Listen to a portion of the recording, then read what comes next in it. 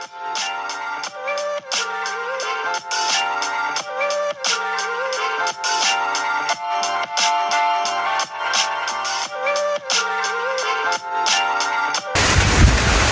lakas ng patak ng hailstone.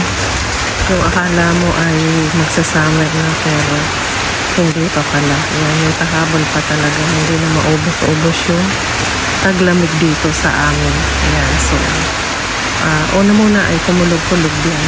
And then narinig ko ang lalakas ng patak ngayon pala. Ay hindi naman ulan, kundi hailstone ang pumapatak. So ang lalaki ng patak niya. At kaya pala malamig na naman ngayon. So sabi ko, hindi na maubos yung lamig talaga dito. Ayan. So pinapanood ko yung mga patak nila. Nakakatuwa yung patak nila. Ang lalaki talaga.